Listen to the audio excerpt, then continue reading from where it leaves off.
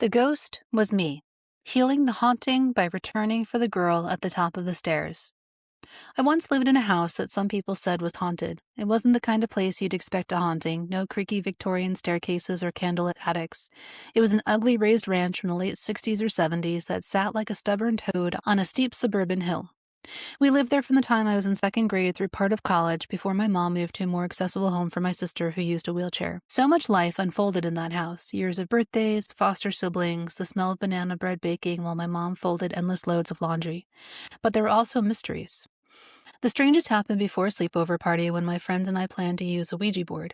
Our family dog, Wolfie, a blind Siberian husky born without sight but with impeccable intuition, walked into my room as I was setting up. Without hesitation, he nudged open the closet door, pulled out the Ouija board box, opened it, and chewed the plastic planchette to pieces. Wolfie had never done anything like that before. He seemed to know something I didn't, that there were energies not meant to be invited in. We still played our games, light as a feather, stiff as a board, and whispered our spells between fits of laughter. But something about Wolfie's warning stuck with me. There were other oddities, too. The faint feeling of being watched, a glimpse of a shape at the top of the stairs, the most traveled space in the house. I never felt afraid. If anything, the presence seemed familiar, protective even. There was so much light in that house, too. Singing songs at the dinner table with the toddlers in our care, Christmas mornings when the tree seemed to be buried in presents provided by the social service agency, evidence that magic sometimes arrives in human form. But the light and the dark coexisted there, always had.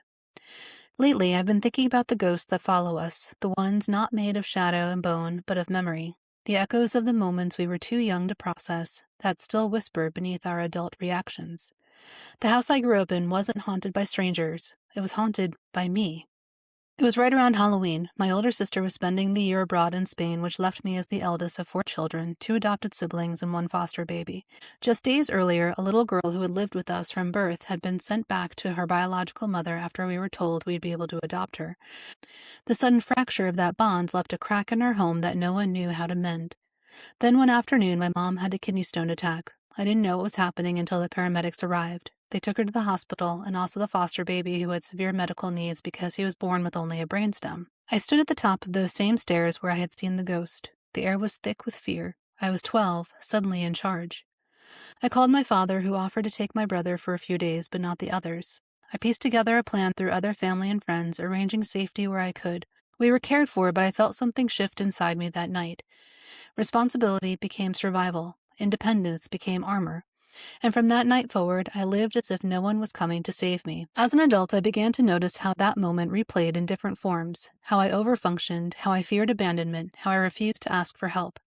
Eventually, I realized I wasn't being haunted by a ghost. I was being haunted by a younger version of myself, still waiting for rescue.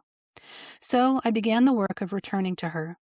In meditation, I would visualize walking up those same stairs. My 12-year-old self would be there, small, trembling, trying to hold it all together.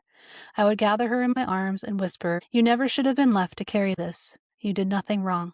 You're safe now. I'm here." Sometimes I wonder if that ghost I saw wasn't a remnant of the past, but a flash of the future, my adult self slipping through the veil to comfort the child I once was. The night I finally felt at peace, I dreamt of that house again, but this time something extraordinary happened. The full moon entered the house, not just shining through the windows, but moving through them, flooding every corner with white light. The walls glowed translucent as though the entire house had been lifted inside a bubble of moonlight. I watched from above as it shimmered, weightless, radiant. That's when I knew. The haunting had ended. The house was free. And so was I. Hecate, keeper of the keys, guardian of thresholds, she who stands at the crossroads between shadow and dawn, torchbearer, truth-teller, companion of the lost. Guide me as I move between worlds, past and present, child and woman, fear and freedom. Let your lantern light the stairs I once feared to climb, so I may meet my own ghost with open arms and lead her home.